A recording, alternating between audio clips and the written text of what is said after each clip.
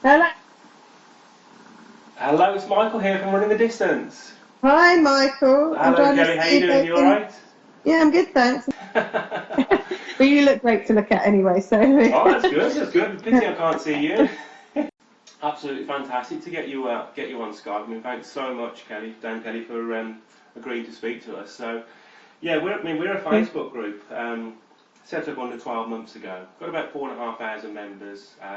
Our aim really is to get people out onto the street to really go running, looking at personal bests, getting people doing some couch to 5k. So we as a group, we're just trying to encourage people to get out there and well, yeah. So we put out to our community, what kind of questions would you ask not just a single gold medalist, but a double gold medalist if you had the chance to ask them questions. So we've got about 22 here. So if we look at the questions for starting from the top, the first one we'd like to find out is what got Dame Kelly Holmes into running? What was your motivation? So what got me into running was actually at school. It was probably the only thing that made me kick. It was the only actual thing at school that made me come alive and feel good. And it was my PE teacher, Debbie Page, who's still at that school today, who encouraged me into running by calling my mother to take me down to Tunbridge Athletics Club. And that's kind of where it started, really, by somebody, encouraging me. So he noticed your potential there, did he think? Debbie Page, she did, I think, I was beating girls that were 2 years above me in sports day, and because I wasn't concentrated in school, she tried to have a go at me and said to me that I needed to actually start concentrating on something and believe in myself, and it was the running that kind of took that precedent. And look how it all turned out. I know. So we've got a question from one of our popular members, a chap called Dave Bailey from Wales. He said, if you didn't make it as an athlete, what career path do you think you would have taken? Well, when I was 14, I had two dreams. One was to be an Olympic champion, and one was to be in the military, to be in the army as a physical training instructor. So, having joined the army at 17 and became a physical trainer at 21, and left after nearly 10 years of service, I think that was really the career that I would have stayed in had I not have come back into my sport. I would have been out now, obviously. Now I'm old, but You're not old, you know that. You're better shape than a lot of people in the teenage years. I'll have to hope. But no, I think I would have continued that and probably done my 22 years service for definite. And then who knows what that would have led to. Your life would take a different pathway here. Yeah, absolutely. And we've got a question from one of our chaps, John Hookway. Yeah. I think once I had spoken to you on Twitter, a lot of people were getting involved with you. You probably had quite a lot of tweets after I tweeted you. So he's asked, he knows you have a lot of interaction with your followers on Twitter, which is absolutely true, which has brought us where we are today. He talks about you tried parkrun recently. His question is, as a result, what inspiration do you take from what he calls normal runners? I don't know what you class as a normal runner, but anybody for me is a runner. So, but yeah, class as a normal runner. I know what you mean. Do you know what? It's probably the best thing about what I'm doing at the moment and coming back into the running maternity list. I've been out of it, to be honest, since I retired.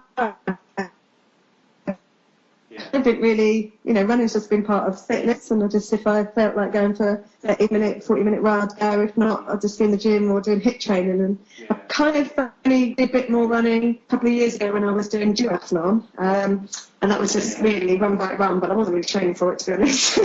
Just go out there and the brain would think I could do it, and then the body knows it can't. But then, because I started to do this marathon training, I just thought I needed to have one part of it that actually is really enjoyable, because there's nothing about me that has this elite mindset anymore when it comes to prep or running. So I decided that if I was going to do it, I'll try and do it as part of a laugh as well, and interact with people, as I said, on social media. And so you've probably seen, when I am able to do one, I'm away at the moment, but hopefully next Saturday again, when I'm able to do them, I kind of put out a tweet of maybe 3 that I possibly thinking about and interact. And the biggest thing about it for me is that you've got all all these people from all different backgrounds, all different shapes and sizes, abilities, ambitions, reasons of being there, and I love that. I think that's just so like inspiring to think that, you know, you could be somebody that's using it as a part of the training plan and, you know, hopes to get PBs. You could be somebody that's pretty much there only because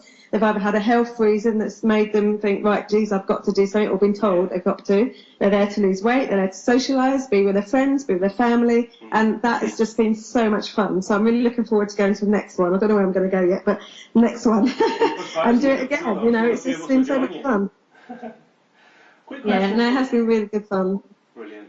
Quick question for me. What I tend to ask is, all running questions are brilliant, but sometimes it's nice to get to know a person a bit more. So, question for me: if your life was turned into a movie, which actress would play you? Oh my God. Okay. I probably haven't got loads of choices.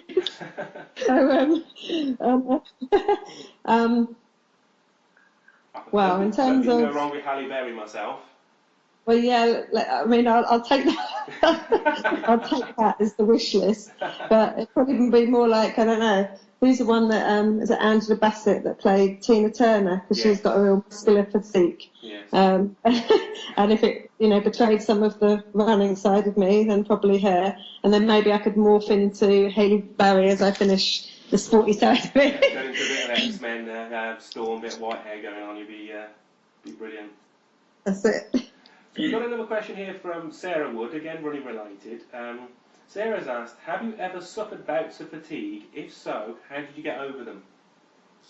Yeah, a lot actually, very regularly. I actually had gallagher fever during my athletics career, and then the Epstein-Barr virus, which is kind of a recurrence of that, and that really put me out for the year. I actually got back into running that year and got to world champs, believe it or not, but I think that was more willpower than anything. And what happened was I had to really sort of look at the training and reevaluate it and literally take the time to let my body recover. And what happened with me was, and then this is probably to the extreme, but I ended up being told I can only do 5 minutes of running a day. And I had to literally, took me longer to put the trainers on, get ready, then go out the door and do the 5 minutes. But what it was, I had to get the heart rate down and I couldn't do it for a period of time. So I ended up doing that. And then I was told, right, I could do like sprints, and there could be like 100 or 200 metre sprints. So the maximum, like my heart rate could be up to say like 30 seconds. And then I'd have to have a complete full recovery. And that's just how I end up dealing with it, doing what I was told, I suppose. And 3, just knowing that it was about the heart rate. But in terms of fatigue generally, I think, you do go through stages of that because you're kind of juggling quite a lot when you do sport, and especially running. Everyday people, not being funny, that aren't doing it as a full-time career, of course. You are juggling everything. That you are as well. Yeah. So you just have to think about your nutrition and your recovery, and rest days are so underrated. You know what I mean? Underrated. Sorry. Rest days is so important, and I think people forget that. They just try to do more and progress, and actually you need to take a step back quite a lot to actually get the benefits. Absolutely. We're always on to the guys that, it's great to have a personal best, but sometimes it's good to kick back and have a rest day because, it's invaluable to you as to your body. Great stuff. So, we've, next question from a gentleman by the name of Phil Bradburn. Unserious question. Do funky running tights make you faster? So you can what? Do funky running tights make you run faster? I'm not sure they make you run faster. You might feel cool in them.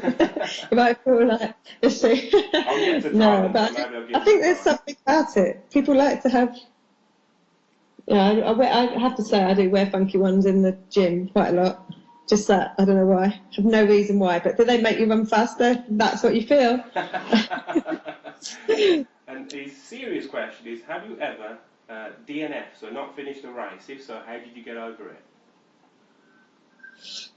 1997 I ran World Championships. I was favourite to win the gold medal and got an injury and ruptured my calf and completely tore my Achilles and completely ruptured my calf at the 200 metre mark, and I ended up having to hobbled down. So effectively I still did finish the race, but kind of, 20 minutes after everybody else or whatever it was. And it was hard because I think it was hard because I'd had the injury. So mentally that was really a big blow. Given I was 5 seconds faster than anyone else in the world going into that competition, and ended up doing what happened. But I think that's probably the only time I've not finished. If I have to, I'll finish no matter what. If I have to walk it, jog it, I'm going to finish that race. Put all the effort to enter and go, unless you physically can't, then pretty much going to run it. I've got a question from Raymond Coleman. I did see you on the show and you finished second, which was fantastic. He's saying, what was it like surviving with Bear Grylls? What mental things kept you going? Oh gosh, yeah, that was an experience, I have to say. I think when I wanted to have the personal challenge, I thought it was just something, so sort of me in one way, not the water, forget the water, but so me in one way, so just getting stuck in there, being put out into an environment where you just got to, fend for yourself. I don't mind interacting with people. Some people you gel, some people you don't. Just get on with it, don't you? So, but I think it was more the fact that I didn't want to get told to go home because I just wanted to see. I would think, what are they doing the next day? You know what I mean? It's almost like I can't go home because I was so gutted that I can't. I'm like, I've got to know everything. I've got to know what's going on, where you going, where we're doing. So I think I just mentally kept that in mind, that actually every single day was a new day, a new experience, and one that I'll have forever for me. So I just thought through the experiences and just prayed that they weren't going to chuck me off.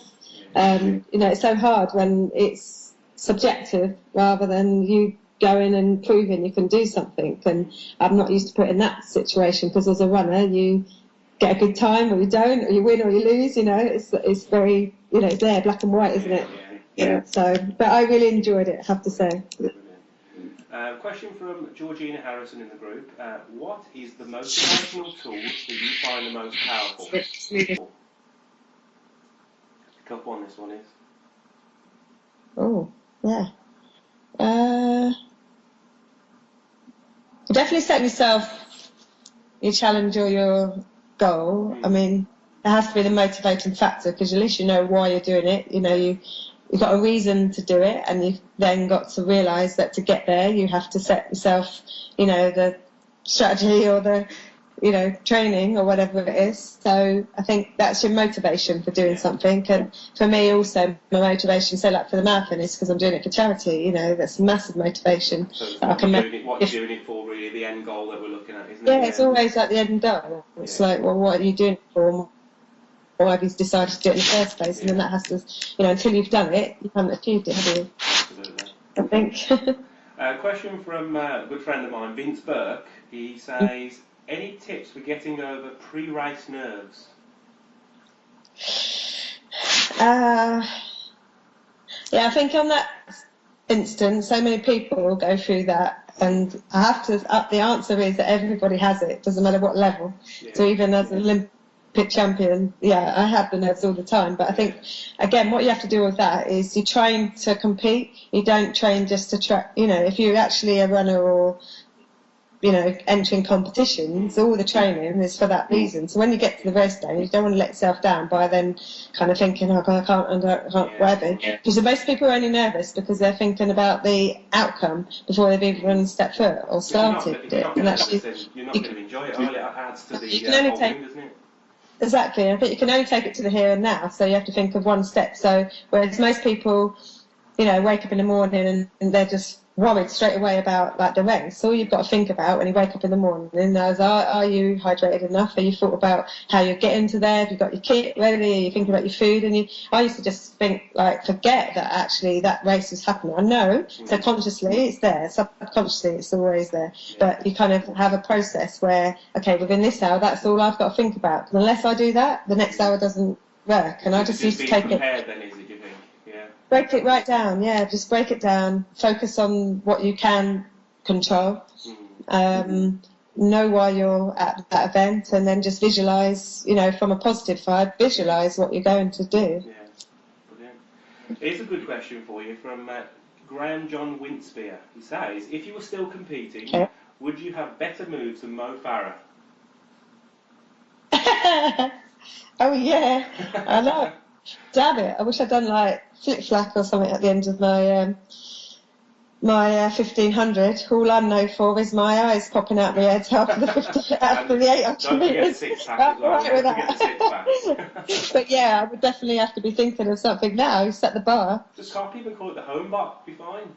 That's Trademark it, hasn't it? I'll become something. So yeah, another question from me. So you're raising for charity, which is brilliant. You're looking at raising £250,000, I believe, aren't you, by entering the London Marathon? So on that point, how's the training going? And have you got a time in mind that you'd like to finish in? Well, firstly, the training has been very disrupted. It's been hard. I found it extremely hard to kind of just get ready for the marathon. I think it's because I only really kind of started deciding that I was going to do it January. So January the 4th, I put on my trainers and was like, right, okay, I've got to start this thing. Now I've said I'm going to, I was thinking about it. And I think what it is that my body for years has been programmed to be doing short, sharp interval training. Even when I retired, I go in the gym and I do HIIT training and circuits. And now trying to do these long runs is biomechanically affecting my body. So actually, today I had to take a week off. Been having injections, spinal injections, try and relieve all the neural tension that's been coming. Been getting calf problems, like honestly, literally everything. But so this week, because I'm away, I've literally been doing yoga every day because I know my stretching is horrendous. And that's what I was saying. I've gone from the whole mindset of being this elite athlete. I'm doing everything that I would tell myself not to do normally, and I've really been struggling with it, to be honest. I think it's one that... You've used the foam roller? Yeah. I've used the foam roller, but I need to do more, I need to do more. It's simple as that. There's no other bones about it. I am not concentrating enough on preparing the body and recovering the body. It's pure, as simple as that. So, and then also it's just that long, what I found out, this long running. Just, one, it's body impact on the places that for me probably aren't really strong for that type of running, because I'm a 4-foot runner. So I'm having now to sort of sit back on my heels, and that's really affecting my hips. But the mindset, I did a 10-mile run today, so I've only done 2 runs. 10-mile run today, and all I'm doing is clock watching at 6 miles, and I'm thinking, geez, I'm clock watching at 6 miles, it's going to kill me for that. So yeah, I'm struggling, but in my mind, I'm You'll doing be it. fantastic. You know you will. So we've got a question here from another good friend of mine, Matthew Wolven. He's asked, what food do you absolutely crave when your training is in full swing and you can't afford to be naughty? Oh boy. I like white egg omelettes. Love white egg omelettes. More protein. Put loads of stuff in them. Easy to make. Yes. And I eat a lot of chicken and things, chicken and fish and things anyway. So I think I just sort of up the ante on that and more around the recovery. I think more about my recovery food and less about the energy stuff, because I get the energy from kind of drinks or protein, carb mixed drinks and things. Even though, I'm not really a pasta person or rice, although I definitely would be on my bigger runs. But sometimes, when you're training, you have an excuse to eat things you like, right? Exactly, yeah, of course. That's why you're running, isn't it, surely? Exactly, it's the whole point of it. So, got a question from Katie Hopkins. Yes. What advice would you give children looking to get into running? I think the park runs are great, so I know they've got those junior top ones, I think, starting there. Finding something that they can do for fun would be really good. And then definitely go into an athletics club. I'm from Tunbridge, and we have a great athletics club down there for children in particular, from where sort of, I don't know, I think 8 to 10 skills and drills, and then they move on. And I think for children, I think it's great because it is that social interaction, something that they do outside school, but it's a bit more professional, and I think that, so definitely I'd encourage parents to find them a club if they could, of some description. It doesn't have to be, you know, kind of structured as such. It just needs to be something where they're really active, and try and find as many of these kind of free runs as possible to actually get into it as a family. Or, you know, I think that's encouraging. If family members do it, parents in particular, then kids are likely to take part as well. Yeah, definitely. I mean, I've got 2 and a 5-year-old, and whenever I'm stretching, sometimes they mimic me and start doing their stretching. It's quite cute to see a 2-year-old doing some stretching, I must admit. Yeah, gosh. That's funny. Kate. We've got a question from another one from one of our guys, Dave Bailey, who says, "What's the most interesting thing about you that people don't know?"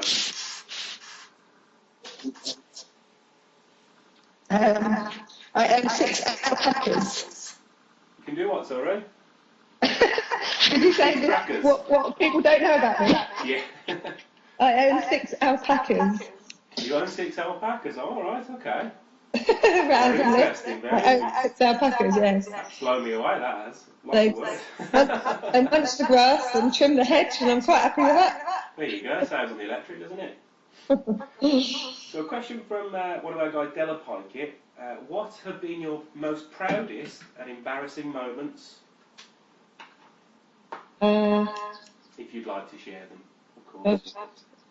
I'm so rubbish at these sort of questions. Stick to the running ones, eh? Yeah. Well, proudest clearly is, well, one of them is winning, well, 2 gold medals, which obviously was never ever a dream or ambition. One would have been great. So I'm really proud of that. Also proud of receiving my damehood from the Queen. Something that you don't, you know, it's not one of those things that you'd ever dream about, having an honour from the Queen. At the time I was proud to have won BBC Sports Personality of the Year, because it was voted by a public, so of course you're then definitely going to take that. And then just, I suppose, starting my own charity, 2008, helped so many young, disadvantaged young people around the country. And so, yeah, I think more the fact that I've done things that I've either set my mind to achieve or received because of things that I've done, or actually, you know, started something for the good. So, yeah, there's different things. And the most embarrassing, God, Bear Grylls, surely Bear Grylls. No? Drinking weed. Rats, all sorts, wasn't that? Could be it, or actually screaming like a baby as I'm jumping into the water. Could be another one. It wasn't as bad as Paul Boral on I'm a Celebrity, that's for sure. No way we were as bad as that. So we've got a question from Mark Hopkins. Now, Mark's our group creator. He created the group just under 12 months ago. He's asked, as an athlete, I understand your diet and nutrition is a fundamental part of what you do. With this in mind, how do you stay focused when you're out socialising with your non-athlete family and friends? Well, I think your family and friends, they kind of know you, don't they, well. And mine have known me for years and years, and most of everything they know about me was always being disciplined, or, you know, not going out and, you know, saying I can't or whatever. So I don't think it's really for me much different. It's kind of, you make a choice, don't you? You know, I can still go out with them, but if I don't want to eat really bad or drink because of something, I just won't. You know, you make your own decisions. And, you know, no one forces me to do anything, especially my friends and family. But equally, I let my hair down. If I've got my mates round for a night, then I'll enjoy it. Yeah, well, why not? And also, because I said, I don't want to have the mindset of a professional athlete anymore. Part of this has to be some enjoyment factor now. I've done that for too many years. So, you know, even doing the marathon, whilst it is hellish, doing the training, I've still got to find something fun in it. So, you know, if I want to have a tie, I'll have a tie. If I want to eat chocolate, I'll eat it. You know, you need to enjoy yourself, don't you? Yes. Got a question from Stephen Lewis. Good question, this one, because I mean, I watched Athens. I mean, I was a massive fan of, you know, the likes of Linford Christie, yourself, Colin Jackson, all of these runners. I think we had a fantastic era of runners back then. I mean, not saying they've taken it away from the runners today, but they were just amazing. I always felt such a connection with all the runners. I thought they were absolutely brilliant. So he's asked, what I wanted to add to this, in the heats and in the semis, in the 1500 metres, you finished second behind the Russian Natalia Yevdokimova. Yeah. So leading up to the final, obviously you won, but when you cross the finishing line and in the moments building up to it, how did it feel when you won that gold medal, knowing that you took second place in the first heats and the semi-finals?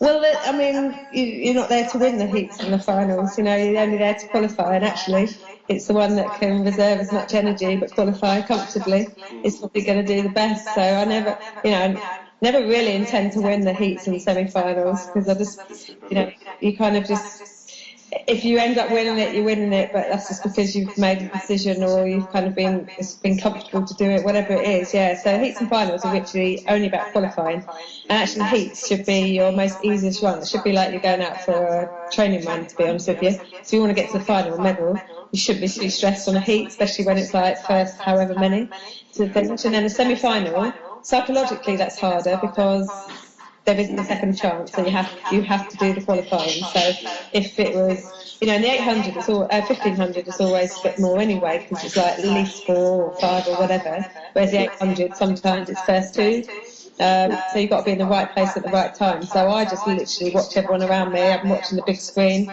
I'm doing no more than I have to do in that. And actually, psychologically, that's better when you don't win it, because some people are running their fastest race in their qualifying rounds because they're just desperate to get in the final, then you won't see them again, So yeah, it's living proof, because you came first, and I think she came 4th, didn't she, in the end? So I think, to help out a little bit in those first 2 races, trying to beat you, obviously. I'm not sure.